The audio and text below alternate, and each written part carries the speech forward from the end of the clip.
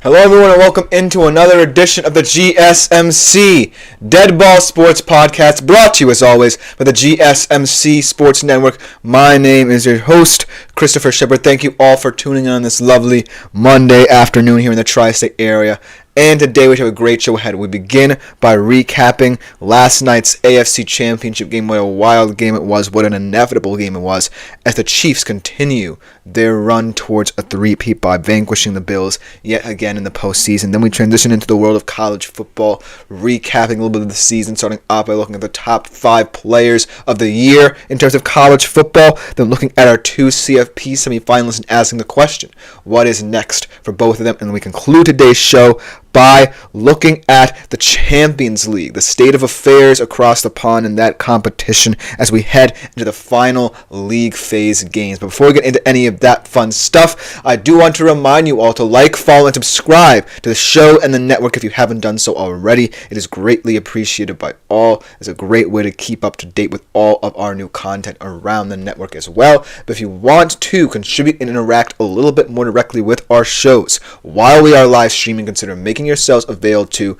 the Super Thanks, Super Chat, and Super Stickers features here on YouTube, as well as our website, GSMCpodcast.net. You can do one or two things: either leave any questions, comments, or concerns you have about the show, and I'm glad to read them on air. I appreciate all your feedback, or leave a tip or donation as well if you do feel so inclined. It is greatly appreciated as well, concerning our entire show and network, but also just makes our shows that much better, and we truly appreciate it. Without further ado, let's recap the inevitability of the Chiefs beating the Bills in the postseason. For the 4th time in his career, Patrick Mahomes has beaten Josh Allen when it matters the most, and now he is making history in the process. The Chiefs become the first team attempting a three-peat to reach the Super Bowl for the 3rd time after winning the previous 2. It is the 7th straight AFC Championship appearance for Patrick Mahomes, and we are witnessing NFL history. But ultimately, this was perhaps the best of the Mahomes-Allen rivalry when it came to the postseason, because both of them were on their respective games in this one as well. And the way I want to recap this game is by talking about what the Bills did well in this one rather than what they didn't do well, because for all intents and purposes, the Bills were right there. They should have won this game. But there were a couple of things that the Bills couldn't do that the Chiefs prepared for more well than I thought they would. This was the ultimate separator in this game. So let's talk first about the Chiefs and their success in this game. Then let's talk about what the Bills did well and what they didn't do well. But first of all, we have to congratulate the Kansas City Chiefs. No matter how much we love or hate them, they are truly a dynasty. Let us get the job done when it matters most. And Patrick Mahomes, Andy Reid, Travis Kelce, Chris Jones, Harrison Butker, what have you, they just get the job done in the regular season. And I just feel like this game was the perfect microcosm of what the Kansas City Chiefs can do in a championship setting. And the biggest stage, they scored the most points they had all season, and had a game plan that simply proved too much for the Bills. Yet again, it was brilliant. Let's talk about Patrick Mahomes' play in this game. Methodical, yet finished the job. 1826 passing, 246 yards, 1 touchdown, and on the ground he had, I believe, 39 yards and 2 touchdowns, none bigger than the one that gave them the lead. Ultimately proved to be a little bit more shockingly mobile than Josh Allen this game. His mobility, rather, making the difference for the Chiefs in this one as well. And then on the other side of things, Steve Spagnuolo, kudos to him. Every single time, he knows the right time to send pressure. And the Bills simply couldn't handle it when it mattered most in the critical moments, especially on those 4th down sneaks they consistently tried running with Josh Allen to no avail. The Chiefs were just very prepared for that in that department. In terms of receiving threats, in terms of role players stepping up. There really wasn't one role player who I can point out and say they were the superstar that supplemented this all-around game for the Chiefs. I think Xavier Worthy had an incredible game, made some timely catches, none more so than that one in the first quarter that sustained a touchdown drive for the Chiefs. But also, you look at the contributions from a guy like Kareem Hunt. You look at the contributions from a guy like Isaiah Pacheco in the receiving game. You look at the contributions from, say, Juju Smith-Schuster, up and down that offensive roster. And you have to say, the Chiefs are well equipped in terms of depth for any situation. And Andy Reid knows that he may not have the most talent at each respective position on the offensive side of the football, but he knows that they can come up in big moments and deliver for him. And he trusts each and every single one of them. None more so than Samaje Perine, who on that pivotal third down, or I believe it was a second down actually, caught a pass after not catching a pass at all throughout the entire game. That's how much Andy Reid and Patrick Mahomes trust the players around them and trust the infrastructure to get the job done. So ultimately, when you look at the Chiefs' performance in this one, it came down to timely plays made by veteran players and decisions made by coaches who trust whoever is on the field, whether it be Steve Spagnuolo trusting the blitz to get home on Josh Allen at 4th and 5, or Andy Reid trusting Mahomes a lot more in terms of his mobility and how that could be a difference in this game than he had all season long. That was the reason the Chiefs came out on top. But let's talk about their opponents, the Buffalo Bills, because they defined this game as much as the Chiefs did, rather. In fact, they had more yards than the Chiefs. They had less turnovers than the Chiefs. In fact, there was only one turnover in this entire game, which was really shocking to me because you see all these teams in the postseason winning the turnover margin and thus winning the game. And this is the only game in the entire playoffs where the team who did not win the turnover margin won the game, even though there was only one turnover and it did not matter in the slightest. But let's talk about the Buffalo Bills and the success they had in this game. First and foremost, let's talk about Josh Allen's performance. There were some moments where it looked like he would revert back to the Josh Allen of old, some shaky throws, a little bit of nervousness to start this game, but then he settled down and then he really played pretty well. Solid game out of Josh Allen, 22 of 34, 237 yards, 2 touchdowns, of course. And then in the second half of this game, they let James Cook cook, for lack of a better term.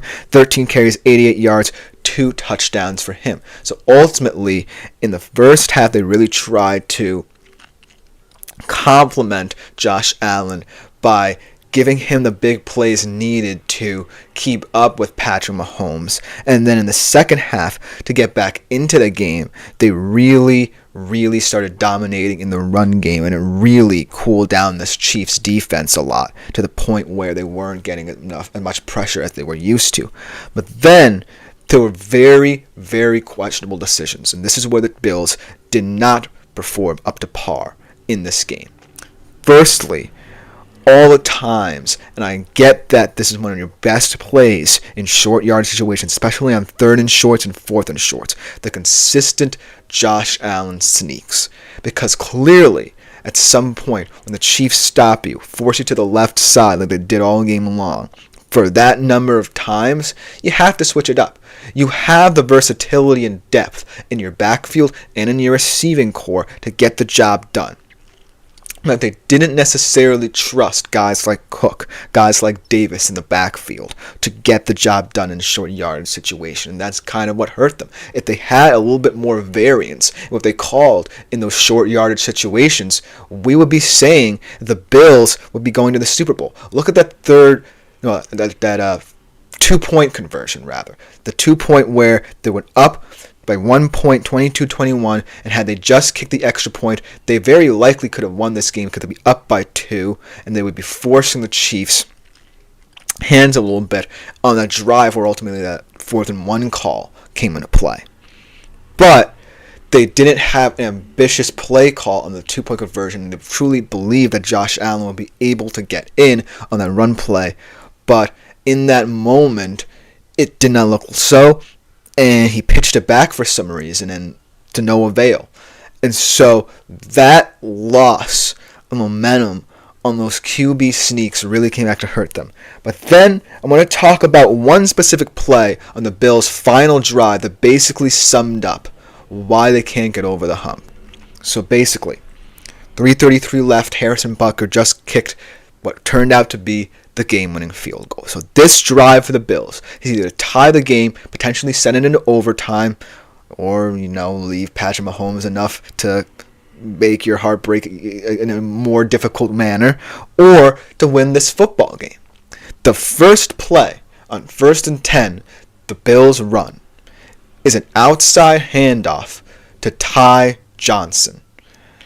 I don't know about you, but if I were driving to beat a rival that I hadn't beaten for 3 times in the postseason, and this was my best chance of doing so, and my running backs have been playing very well all game long, and you have one of the best deep ball throwers in the league in Josh Allen, your first play is to a underutilized rookie running back to get your drive going, get the momentum going, and he lost 1 yard. So now what that does is allow the Chiefs to employ whatever 3-play package they feel comfortable with to shut you down. They won that first down.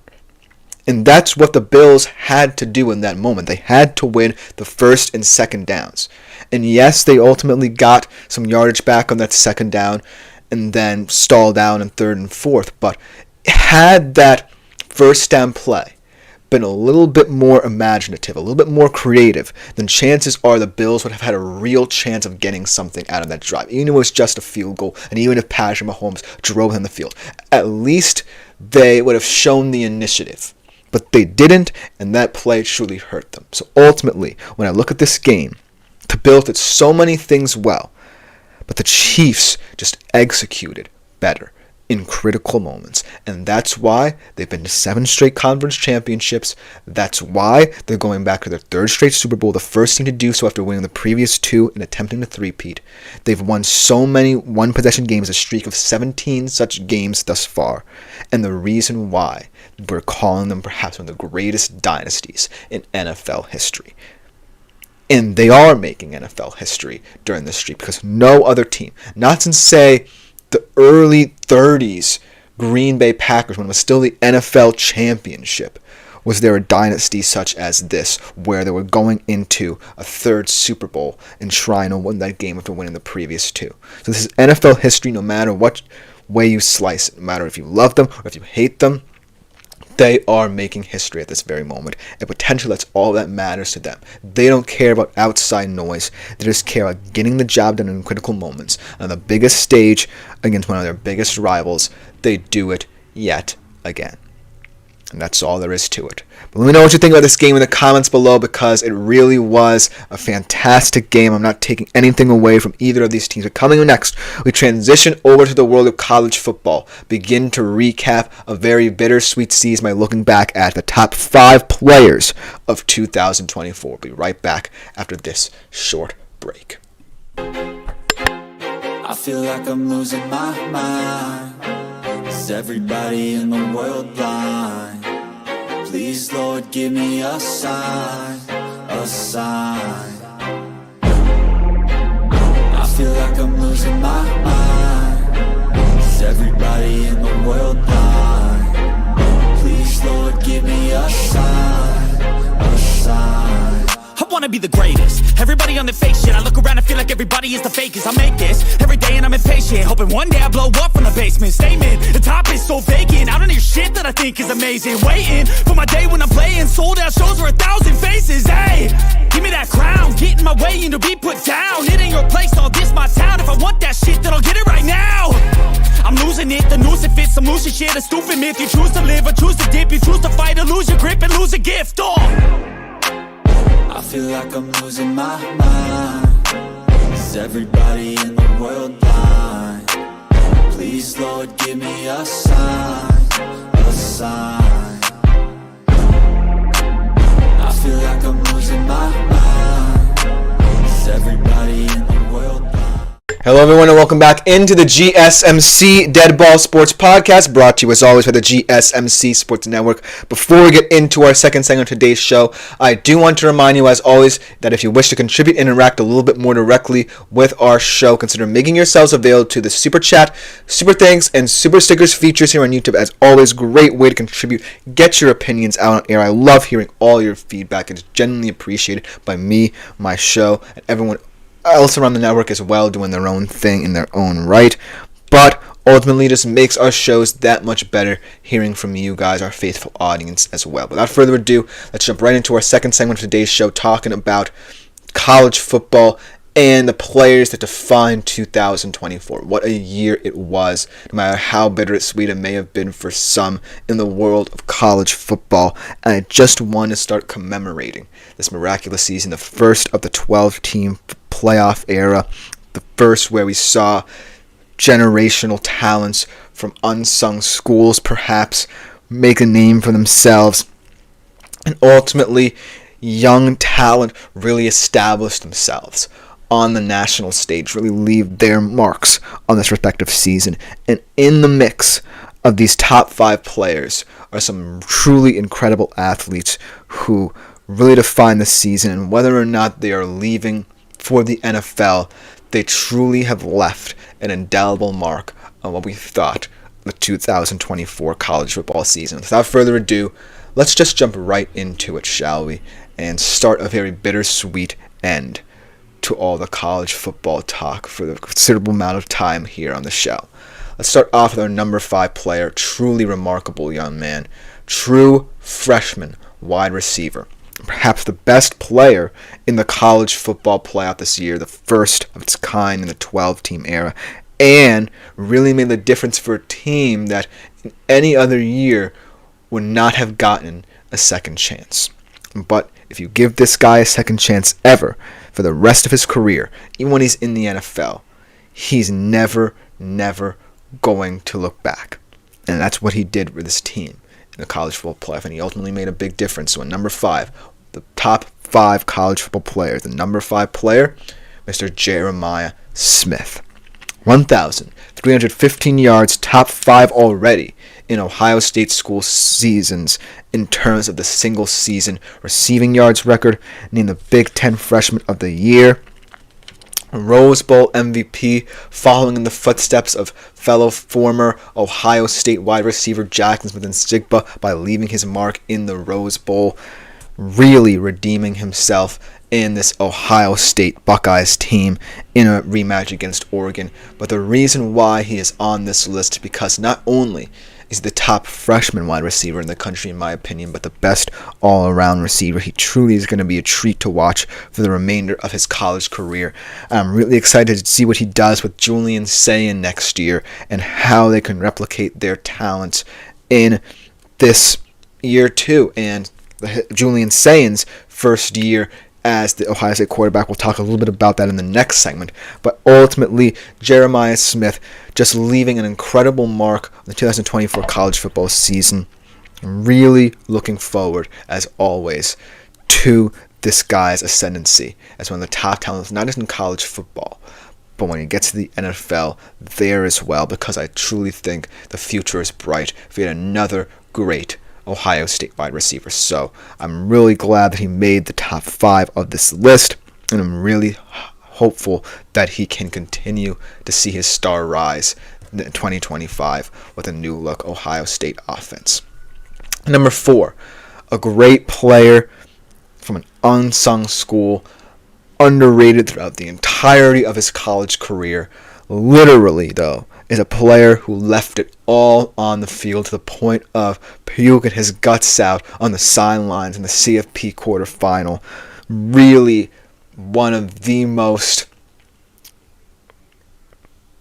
tough athletes this college football season, and until the end, truly remarkable player for a school that nobody saw coming, and that is Mr. Cam Skattebo. What can I say about this man? He surely put a scaring in my heart when he played my Texas Longhorns in the CFP quarterfinals. That much I can tell you. One of the great college football playoff performances, even in a losing effort. 450 all-purpose yards from this young man. 5th in the Heisman voting, second only to Ashton Jeanty in terms of rushing yards this year with 1,711 and 21 touchdowns. He also showed his dual threat abilities as a receiver, 45 catches, 605 yards, 3 scores. But his performances like the one against Texas, performances like the one in the Big 12 Championship, performances like all the performances required for Arizona State to really give the middle finger to the naysayers this year were needed by Cam Scadaboo. And he left it all out there, like I said. He is someone who would go to hell and back for his program, and he basically did. The Arizona State Sun Devils were left for dead before the season even began, picked to finish last in many a preseason poll. But because of this young man, because of the belief that Kenny Dillingham had in his players, because of freshman QB Sam Levitt performing over expected, this team really had a miraculous year, and Cam Scadaboo was a huge part of that. And I truly believe that he is one of the top 5 college football players from last season. It's going to be sad to see such a talented, tough, physical player go, but hopefully he finds a home in the NFL where his physicality will be something that his NFL team prides him on and can make a difference for his team as well. So Cam Scadaboo, I salute you as someone who is a Texas Longhorns fan. You certainly gave us a heck of an effort for your Arizona State Sun Devils trying to beat us. So this is someone that I think really did leave an indelible mark for someone who many people may not have known before the season began. Not necessarily to the extent that we followed him this season because of the fact that no one expected much from Arizona State. But kudos to him for proving that the small school guy should never be doubted. And so that's why I think that Cam Scadaboo certainly deserves to be in the top 5. Then at number 3, speaking of strange journeys from small schools to large schools, how about Mr. Cam Ward? Truly remarkable journey for this young man. From Incarnate Word to being considered perhaps the number 1 overall pick in this year's draft. I think that Cam Ward is a story that a lot of people can get behind if they've been following college football for the past 5 years. And his time at Miami, even though he was not able to lead them to a playoff appearance, was truly remarkable, especially for all the clutch moments he was able to deliver for them. He led the country in total QBR, pass touchdowns. Had, I believe, I got to read my notes here. He had a lot of completions for 20-plus yards in his career. That just proves to you how clutch he really is. 4,313 for the season, but ultimately truly remarkable in terms of how he led Miami to the brink. And if it weren't for that terrible defense, this Miami team would truly have been able to reap the benefits of having a guy like Cam Ward. But ultimately, 3rd in Heisman voting, potential number 1 overall pick in this year's draft. What can't be said about Cam Ward? I'm really looking forward to his NFL career, no matter where he ends up.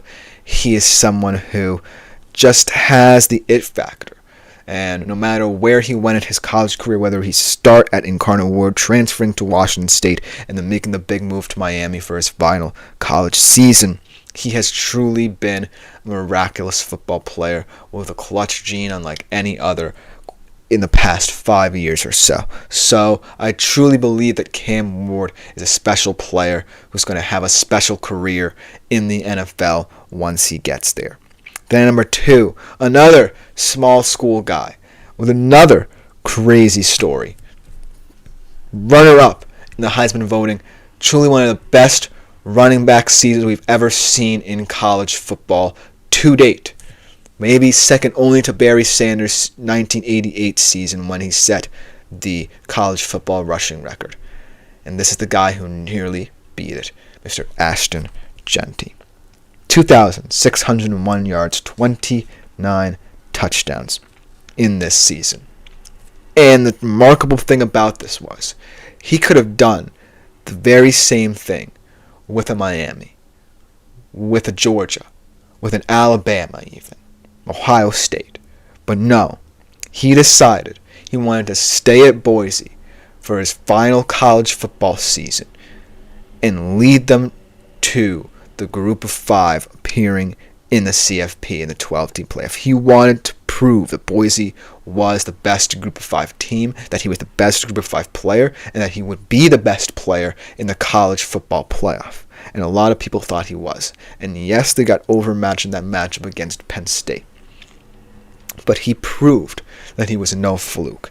And you may think whatever you want about him, but in my opinion, he would have been my Heisman just because of the willingness to stay at a school like Boise, be their best overall player, and week after week deliver standout performances on a stage that wasn't necessarily presented to a team like Boise, say 2 decades ago. But he has really led to the rise of some of these guys potentially sticking with these smaller schools that they initially sign with and truly finding ways to become superstars. So Ashton Jeanty is someone who I greatly respect and really hope the best for in the NFL, no matter where he ends up, even if it's the Cowboys, which I would ultimately hate because I despise the Cowboys. And I think that Ashton Jeanty deserves far better because he truly is a remarkable running back who deserved all the hype that was awarded for him. So that's why I think that he could have been at least number 2, but also number 1 on this list. But number 1, I can't make any arguments with this as either, because Travis Hunter is truly a generational talent and he plays both ways. The Heisman winner, and on both sides of the football, proving his prowess. 96 passes caught, 1,258 yards, 15 touchdowns, and seen by many, not just in the college football circles, but now in the NFL circles, to be one of the best cover corners in college football this season. And so, even though Ashton Jeanty, a lot of people liked him more than Travis Hunter, maybe enough to say that he should have won the Heisman, Travis Hunter playing both ways remarkably well cannot be overlooked. Even on a Colorado team that did not meet its ultimate goals, they almost made it to the Big 12 Championship game, and really Travis Hunter was a big part as to why. They made their first bowl game in over 4 years, and Travis Hunter really is going to be missed by this program just because of the talent and toughness and physicality he brought on both sides. And in the NFL, he's going to be truly special because it's going to be a mystery to a lot of teams how he's going to be deployed no matter who picks him up. And so I feel like even though I truly love Ashton Jeanty just a little bit better because of his story, you can't deny Travis Hunter's versatility, his ability, his experience, his knowledge at the college football level, now transitioning to the NFL as one of the best two-way talents we've ever seen, and one of the only ones we might see in this generation. But let me know what you think about this list in the comments, because coming up next, we transition to talk about our 2 CFP Championship finalists and what's next for our champion Ohio State Buckeyes and what they have to do to potentially get back to that same stage next year. They're right back after this short break. Looking for your daily fix of sports talk without having to pay for it? GSMC Sports Network is available on YouTube. Just search GSMC Sports Network. Get your fix of daily sports talk shows on YouTube, absolutely free. NFL, college football, NBA, MLB, MMA, UFC, fantasy football, and so much more. GSMC Sports Network has shows running all day long, with new sports shows starting every 2 hours. Just like on your favorite cable sports channel, except GSMC Sports Network is absolutely free. Just search. Hello everyone and welcome back into the GSMC Deadball Sports Podcast. I was about to say fantasy sports. I completely forgot which show I was on. But coming up for our 3rd segment here, we're going to be taking a deep dive look into our CFP finalists, specifically are champions first and foremost, Ohio State Buckeyes, and look at what could potentially be next and how they could get back to the mountaintop yet again next season. And for Ohio State, I think the task is going to be a lot tougher than people think. They lose a lot of talent on both sides of the ball, but specifically on that defense, really need to find solutions, whether it be in the transfer portal or signing a couple more recruits to completely shore up this squad and ensure that it maintains the contender status in a very loaded Big Ten for next season. So without further ado, let us jump right into what's next for the Ohio State Buckeyes. So obviously, let's talk about some of the departing players from this championship squad. Obviously, you lose Will Howard and Emeka Egbuka on the offensive side of the football. Emeka Egbuka, very underrated throughout his entire Ohio State career. Never got the high-profile attention like guys like Marvin Harrison and Jackson Smith-Njigba got before him, and certainly not with Jeremiah Smith, the true freshman in town. Even a little bit of Carnell Tate as well. But Emeka Egbuka, throughout his career, constantly proved that he was a silent killer. He's someone I really like coming out in this draft. Savvy route runner. Not necessarily going to beat you vertically, but still someone a lot of NFL teams would love to have. And then obviously Will Howard transferring over from Kansas State to get a better opportunity and better shot at a national championship. And now seeing as to how this quarterback class potentially isn't going to be as good as a lot of people thought it was, could find himself sitting somewhere in the mid round 3, early round 4 conversation, even though in previous years he may have gone undrafted entirely. But now, let's talk about this defense, because that's where most of the concern lies in terms of the production that is leaving. You have about 6 or 7 starters who gave you high-end production throughout the entirety of their Ohio State careers, leaving for the NFL. At the edge positions, JT Tuimoloau and Jack Sawyer.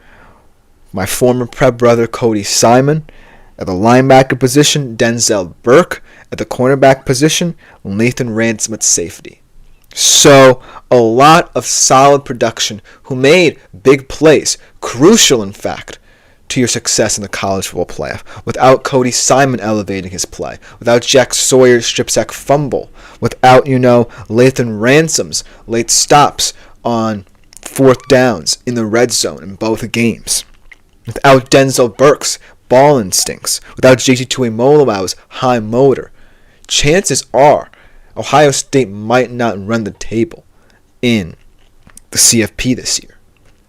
Because of that veteran leadership, all of these guys returning for this opportunity, that's the reason they got to the precipice, and now that's the reason they got to the pinnacle, and that's the reason why losing them could prove to be a detriment to the transformation of this defense.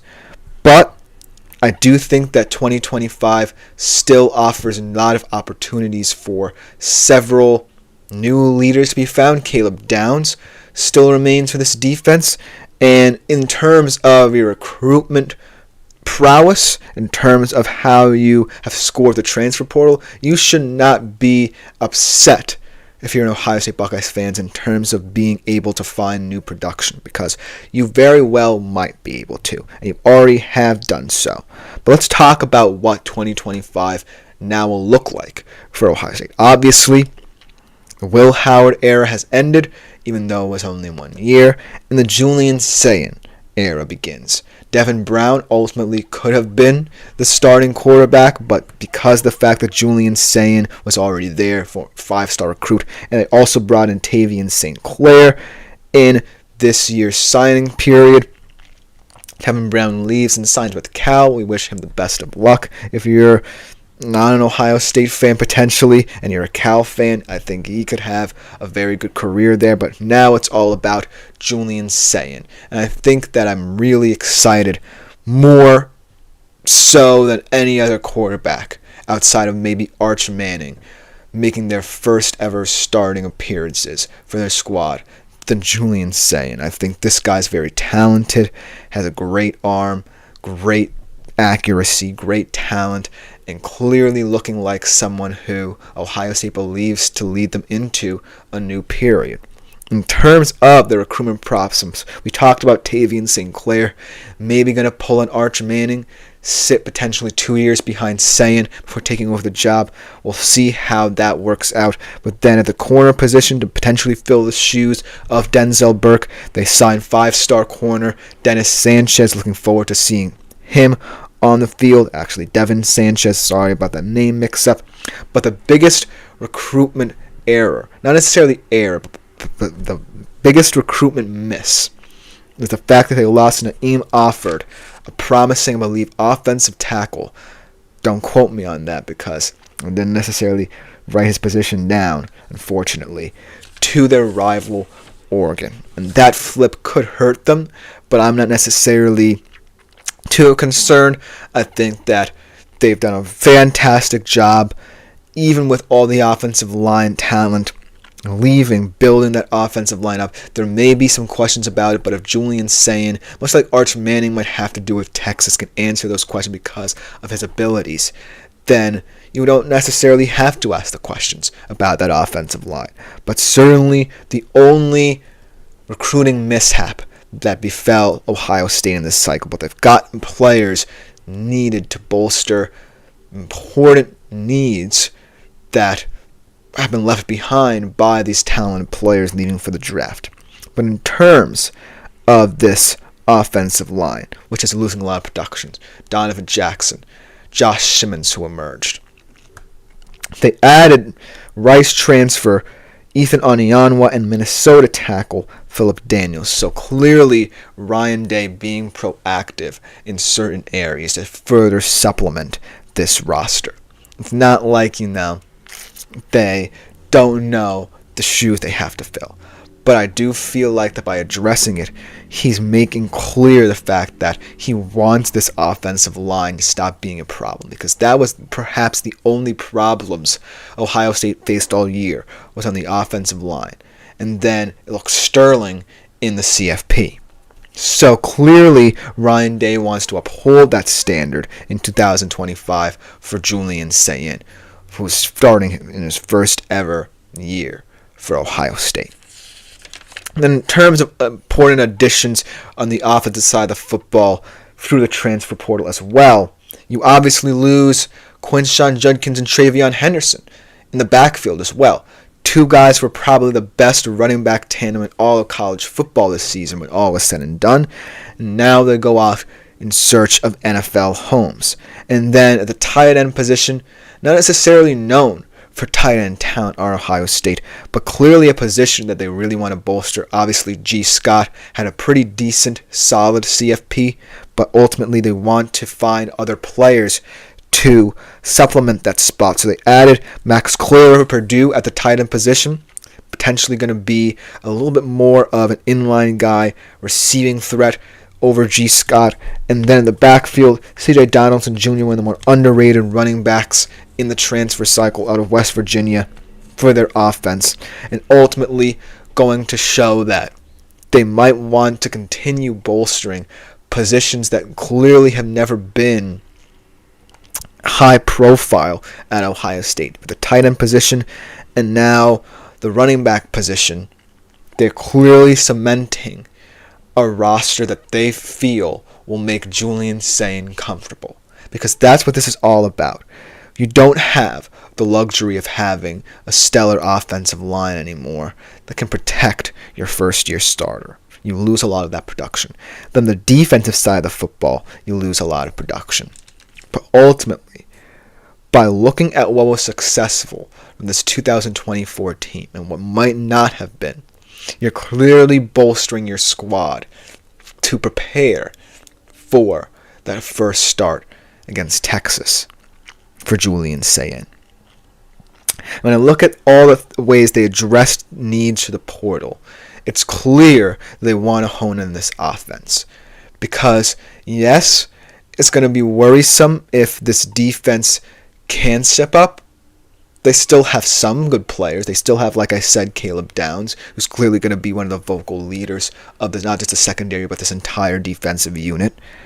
But ultimately, when I think about this Ohio State offense and how I think they should build for 2025, I would agree with the sentiment that is through their offense. And so, by diagnosing solid players in both the offensive line with Onyanwa Daniels and at skill positions like Max Clare and CJ Donaldson Jr., they're maximizing the potential for this young quarterback.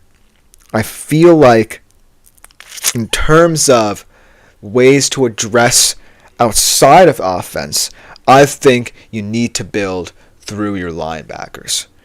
I feel like at some point you're going to have to diagnose a leader like Cody Simon, like a Jack Sawyer, and it might have to come through the portal, it might have to come through recruiting, but that's what you need on that side of the football, because Caleb Downs is a do-everything safety in his own right, and I really love him, and he's an elite player, but he can't do it on his own. So you need to find a guy, whether it be, like I said, recruiting or transfer portal, who can sit at the center of that defense and be the ultimate communicator for this group.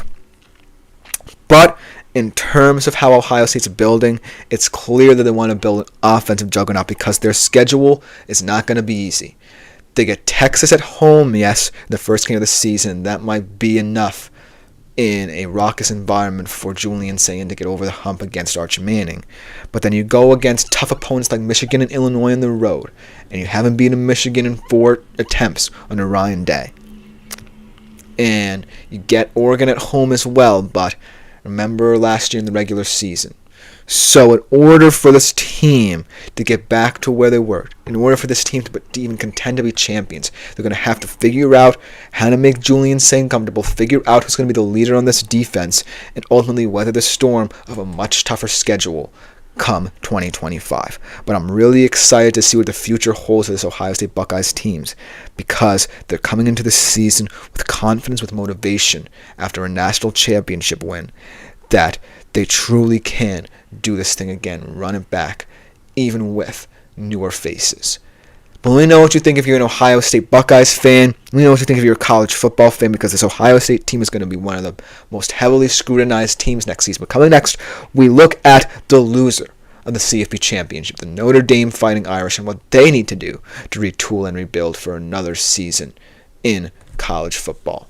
We'll be right back after this short break.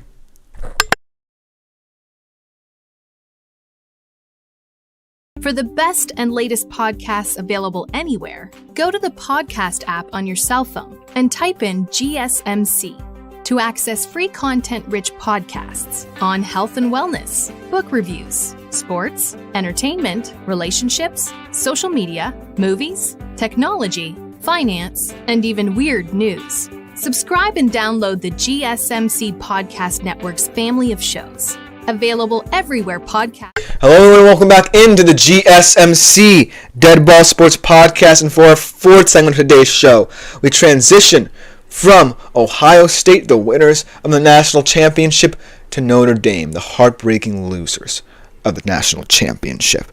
And the Fighting Irish truly had a remarkable season. Led by the toughness of Coach Marcus Freeman and Riley Leonard, this team overachieved many projections and got all the way to the college football championship behind a physical brand of football. It's going to be tough to replicate in 2025. But they're doing very well for themselves in terms of addressing big needs, especially at the skill position groups, but also in terms of hope at the quarterback position. Because potentially Riley Leonard, for no matter how tough he was, maybe was not as good of a passer as Notre Dame needs their QB to be in certain moments. But without further ado, let's go into what Notre Dame is addressing correctly, what they might need to continue to address to even think about getting back to the CFP next year as the only independent in college football.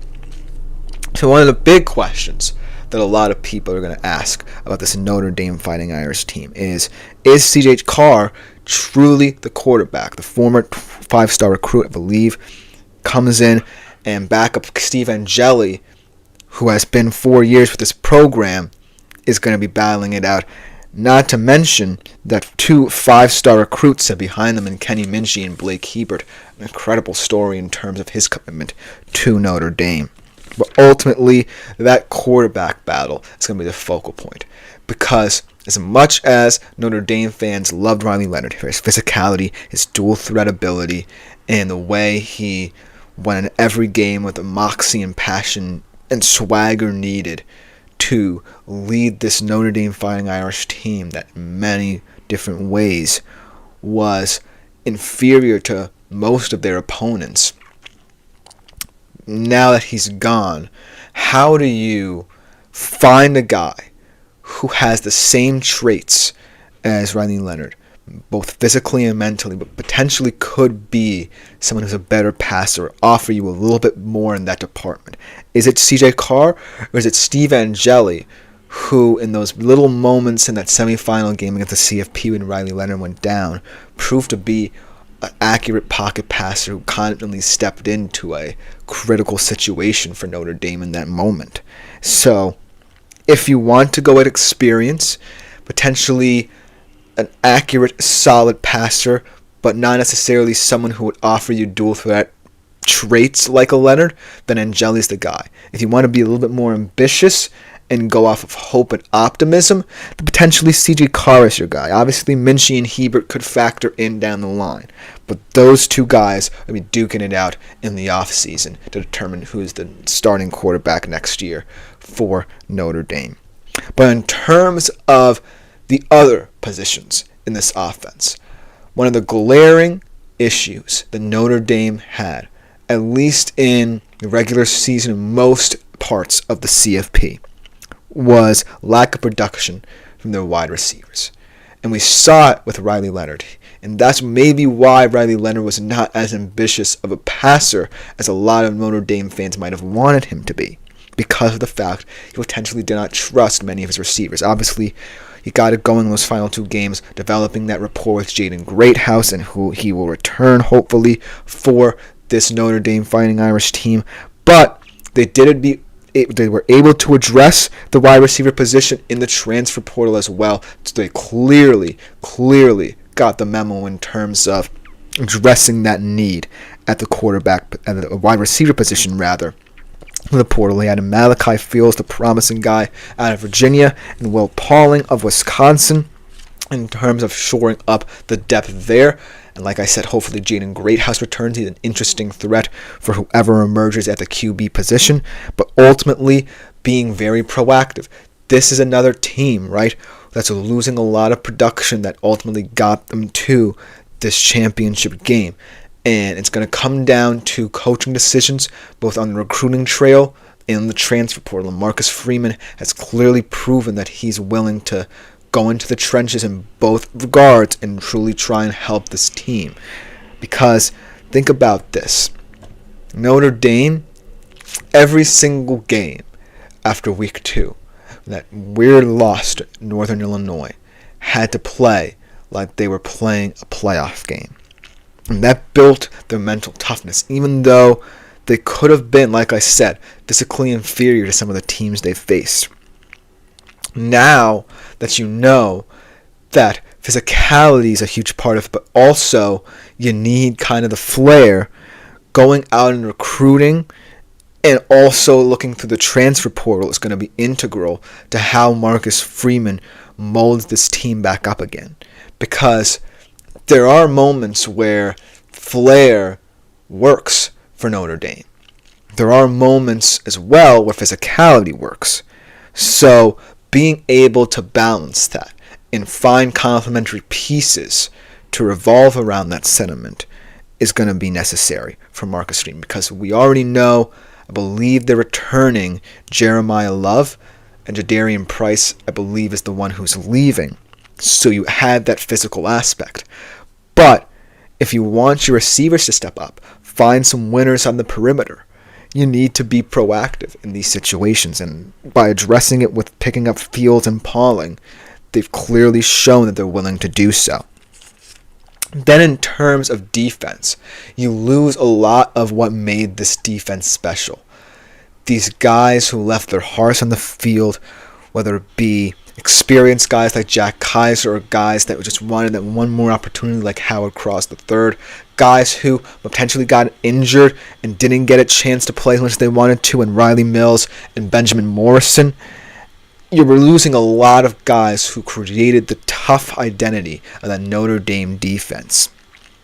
And so, like Ohio State, you're going to have to diagnose some new leaders, whether it be through guys you already have, like Leonard Moore and Adon Schuler in your secondary, much like Caleb Downs in Ohio State's. Very similar situations where a lot of these leaders for CFP teams who might have to step up lie in the secondary. So you're going to have to address the trenches because you're losing key guys, like I said, the Kaisers and Howard Crosses of the world. So I think that's another thing, and like I said before, Marcus Freeman needs to be proactive. Well, he already is answering a lot of questions. Jared Dawson and Elijah Hughes of USC bolster their front depth. And then in the secondary, they add Jalen Stroman of Utah as well. So I think that ultimately, it's always difficult to try and diagnose what you need through the portal. But if you're a team like Notre Dame, it's clear that there were certain deficiencies in your squad that were glaring when you play elite teams like the Ohio States of the world. And so, by seeing these deficiencies perhaps, and then understanding what you did well to get to this point, the physicality, the flair of Jaden Greathouse in key moments, which was completely unexpected, Marcus Freeman clearly understands the transfer portal a bit better. And while some people and some fans might even know some of these players, they will begin to grow familiar with them because Marcus Freeman trusts them. And so that's why I believe that, like I said, it's always risky. And especially for a team like Notre Dame that plays a very specific style of football, then maybe not a lot of these recruits or transfer signings would want to play. But Marcus Freeman, if there's any coach in college football who can develop players in his image, no matter where they come from, it's Marcus Freeman. And clearly, more and more players are going to buy into this sentiment. But ultimately, what I want out of Notre Dame is to see a little bit more consistency in the areas where they came up a bit short. And I think that by supplementing whoever this QB is with this talent is clearly going to pay dividends because of Marcus Freeman's coaching style and how he can lead this team. So I'm really excited to see how this Notre Dame team is going to build on this season. Because either, like a team that may not have been as prepared to be in a national championship game, or a team that builds off this moment, develops new identities, creates new rapport with each other, and ultimately thrives on the culture Marcus Freeman is trying to build. Either way, it's going to be a very intriguing 2025 for Fighting Irish football, because of the fact that this season was the blueprint for what a team that potentially wasn't ready could do. Now this team knows what it's capable of. But can they get back to this point again? Is going to be the ultimate question. And right now, we simply don't know. But by God, they're trying, as we can see from what they're doing, to get back to the point of potentially winning a national championship. Let me know what you think about the Notre Dame rebuild in the comments below, because coming up next, we transition across the pond, talking a different kind of football, looking at the state of affairs in the Champions League ahead of the final league phase games this year, and asking some very important questions about certain teams as well. I'll be right back after this short break to finish out today's show.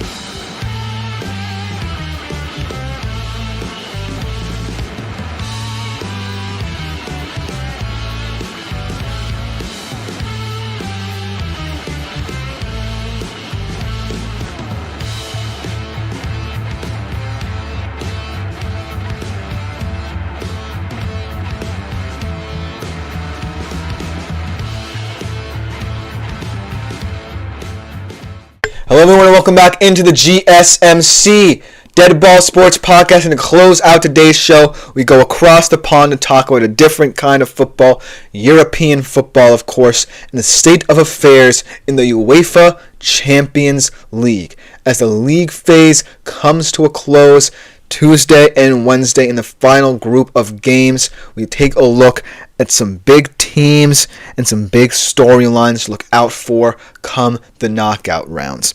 I think that all of these teams that I'm going to be talking about are either going to rise to the occasion or crumble. They're all capable of being teams that can make deep runs in this tournament, but also can show signs of their flaws as well. And because of their domestic success, I feel like they're going to be under the most scrutiny in terms of how they perform as well. Whether they're the dark horse that I'm going to talk about or potentially a team to beat.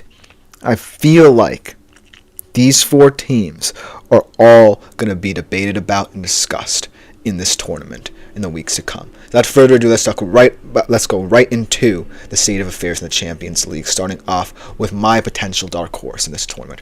This team, in my opinion, is playing some of the best football, not just in the Champions League, but in all of Europe. I really like the look of this side, the shape of this side, what Gianpiero Gasperini is doing, and I'm going to ask the question of you as well. Are they truly the dark horses of this tournament, or can they be regarded as true contenders? I know they're fighting on both fronts in Serie A for their top four positioning, and in the Champions League they currently sit 7th, so right now they're safe, but results could see them drop into the first round in the knockouts, where they're in this group of 16 teams who are fighting for their lives to get into the quarterfinals. But for what we've seen of them, they've had some impressive wins. They had the win over Real Madrid at the early stages of the league phase round, and ultimately they're finding their rhythm with guys like Matteo Retegui, Charles Catalara creating in the midfield. I really like Ederson defensively, and they've really found a stability and a flair that has really gone unsung in this tournament. And I really think that they have the goal-scoring threats to potentially shock some teams, and they play the style of football required to get results in the Champions League. Fast-paced, attacking, free-flowing football that's going to be difficult to defend for some of these top teams in the Champions League. So that's why I'm really liking the look of this Atalanta team. It's not just dark horses, but true Champions League contenders. Let's see if they can qualify in this final league phase game as one of the 8 teams that automatically move on. But ultimately, I think that Atalanta cannot be overlooked anymore. They've continued to stockpile impressive victories and continue to, really look like a team that is primed for Champions League success because of how they play. So that's why I had to ask this question of you, and that's why I had to pronounce them as my quote-unquote dark horses, no matter how good they looked outside of that dark horse pedigree. But let's talk about a team that certainly isn't a dark horse, but may as well be the team to beat here. The team that currently sits atop the league phase standings, undefeated, unblemished up to this point, Liverpool. Are they truly the team to beat in Europe? They're firing on all cylinders. Arne Slot's got them playing an exciting brand of possession-based football that kind of builds on the philosophies of Jurgen Klopp, but really makes them so that Liverpool look a little bit less vulnerable. And now they are looking like not just the best side in the Premier League, where they sit atop the Premier League table, but the best side in all of Europe. And they're compact, they're sound, and they have the attacking talent to put up as many goals as they want on you any given day. And yes, you can say that potentially all the talks about their 3 big contract situations that they have to settle, Salah, Van Dijk, and Trent, might come into play here as outside noise sort of breaches this team and gets them a little bit. But they clearly have shown no signs of slowing down this far, and seeing as to how they as well have beaten Real Madrid and other top teams in this tournament thus far, I believe they've beaten PSG as well. Correct me if I'm wrong. But ultimately, I think that Liverpool truly have staked a claim as the team that's looking the best in this tournament so far, and really are a team that many might not want to face come the round of 16 down the line. But ultimately, I think that Arne Slot is going to be the X factor. Can he, as the fixtures get tougher, as they get more congested as a result, as contract situations start to arise and get talked about a little bit more often, how does he handle that storm? And how does it transition to how the players play on the pitch? Because right now, they're playing the best football in the world. But that could change over the coming weeks if, Arne Slot starts to come under a little bit more pressure as a Liverpool manager. But right now, I do believe that statement is true, that they are the team to beat thus far in the Champions League, and I'm excited to see what the knockouts bring for them. Let's talk about a team that was seen as a top contender in the Champions League this year, but are not performing like it, at least in this competition. And it's certainly not appealing to fans like me, considering the fact that the tournament final we played at their home arena, and that is Bayern Munich. And the question is starting to be asked about this team. Are they true contenders? And I know more than anyone what this team is capable of on their day, when every single player in that starting 11 is clicking. It can be the most beautiful football to watch on the continent. But, as we've seen not just in the tournament itself, but in the Bundesliga as well, failure to create chances, failure to convert chances as a result. The wingers constantly stagnating the attack.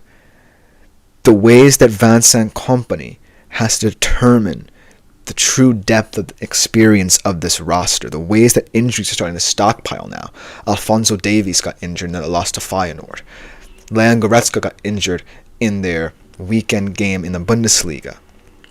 Now we might kind of have to see this Bayern roster really step up and certain players adapt new roles they might be comfortable with. Kimmich is already doing that in spades this season, did it last season as well.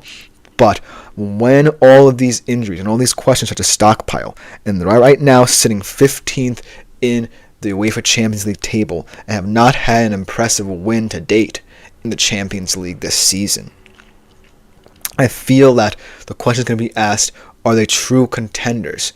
Even if somehow, some way they sneak into the top 8, they're going to have a lot of teams lose, and they're going to have to beat Slovan Bratislava, who fortunately is last in the bracket and then in the table. I feel like even if they find a way to sneak into the top 8, or they beat Bratislava but results don't go their way and they're stuck kind of in this league game, they're going to be asked a lot of questions, because there are a lot of teams I feel in the Champions League who now feel they can beat this Bayern team, know their vulnerabilities better than anyone.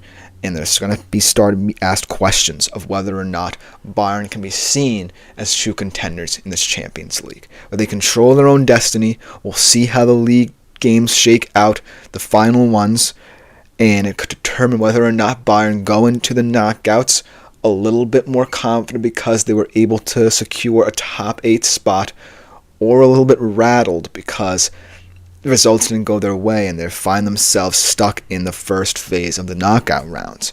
So that's going to be a question to monitor if Bayern start to falter in this competition. And the last question, another contender here that a lot of people are weirded out about in this tournament. They have played very well, second only to Liverpool in the table.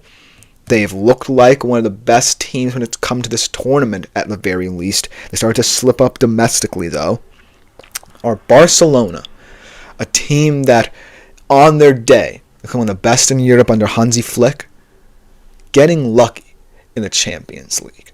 And I feel like it's a silly question in many different ways to ask, but I feel like there's many different ways to answer it, because they've had some close calls. Obviously, last week's game against Benfica as an example. But I think this question has more to do with Hansi Flick's style of play rather than any results that occur with this team. What I mean by that is, as someone very familiar with Hansi Flick, it is a very aggressive style of play. And luckily for Barca, at the very least, they have a very deep squad, a very young squad, highly capable of playing this way. But is it going to be effective in the knockout stages of this competition when you really have to start testing the depth of this team? While you have young players who can certainly overcome the rigors of the system, Lamine Yamals of the world, the Gavis, the Pedris of the world, the Jules Koyundes of the world. You have guys like Ilkay Gundogan, Robert Lewandowski, these aging guys really starting to be calling the question of how they can lead this team in this system. And so I'm going to be intrigued to see how Barca are affected in the latter stages of this tournament, should they go far, because I know what the best of Hansi Flick's football looks like. It led to a Champions League victory for Bayern in 2020. But I know what the worst can be as well if all of these players don't buy into it and injuries might start to stockpile and older players don't look as well conditioned as younger ones as well. And we're always starting to see it domestically a little bit as they slip up in the La Liga chase. So I feel like even though this question seems silly at the moment, it's going to be a question that's going to be monitored as Barcelona gets tested in the latter stages of the knockout. So I just wanted to bring it to everyone's attention. But other than that, really, really interesting storylines emerging as we head into the final league phase games that will take place both tomorrow and Wednesday to determine who are the top 8 and who will be fighting for their lives in the first phase of the knockout rounds. But let me know what you think about the Champions League in the comments below. But other than that will just about do it for today's show. Thank you all for tuning in. This has been the GSMC Dead Ball Sports Podcast, brought to you as always by the GSMC Sports Network. I've been your host, Christopher Shepard. Thank you all for tuning in. We'll be back here tomorrow at 3:30 p.m. Eastern Standard Time. As always, like, follow, and subscribe to the show and the network if you haven't done so already. Consider making yourselves available to the Super Chat, Super Thanks, and Super Stickers features here on YouTube as always to contribute and interact with the show a little bit more directly. But other than that, I am out for today. I will see you all tomorrow.